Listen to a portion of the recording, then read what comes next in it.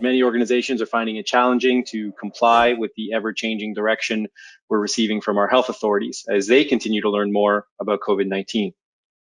Somewhere else that intelligent video can assist is in better understanding the efficacy of organizations' policies revolving around this compliance, and to provide management concrete data so that they can be better prepared to address issues stemming from this public health crisis. So perhaps we want to promote social distancing, and we can do so by providing you with real-time alerts on people counting.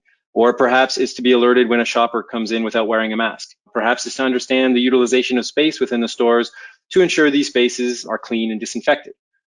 Duncan's going to run you through a few cases that BriefCam can help address from a COVID perspective. Duncan? Now, I just have a bring up with the COVID-19 Dashboard. Using this research module, we can get clear data to make sure that our stores and customers are complying with health regulations. This dashboard is monitoring social distancing and face mask wearing. We can clearly see that at certain times of the day, from 3 o'clock, face masks are worn much more than in the morning. Extra signage could be set up, or action could be taken by staff to ensure face masks are worn all through the day instead of just in the afternoons. We can also see the average proximity of all customers throughout the day and the total number of visitors. To make monitoring easy, we can also clearly see the number of face masks and proximity violations. Many retail sites have specific limits for building occupancy due to the pandemic, which are often set by the local authorities. BriefCam can monitor building occupancy and present this in research and provide a live alert should the predefined threshold be reached. As you can see, we can represent very clearly on the occupancy meter the current status. Occupancy or people counting can also be used to provide alerts for the cleaning of the restrooms or other areas after a certain number of people have visited. Now, I'd like to run through our live alerting module, and I'll do this by just going through setting up a couple of rules. Our alerts are split into 3 categories. We have real-time alerts first, and real-time alerts are generally triggered within 5 seconds. I'll just set up a little test. And we have to choose a camera, and then we can choose a schedule. Now, for real-time alerts, these are triggered in 5 seconds, and we can do that on these main classes, which are people, two-wheeled vehicles, other vehicles, and illumination changes. We can also get a real-time alert based on facial recognition and a count of objects in the scene.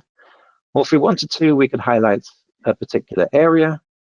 And this could be an area in a warehouse, for example, where there should not be any people. So if a person walked into this area, we could get a real-time alert based on that. We can also get a real-time alert based on actual line crossing. So if somebody comes across or an object comes across the scene, we can get an alert based on that. Now, the next rule I'll show you is smart alerts. Again, we'll just set up a test here.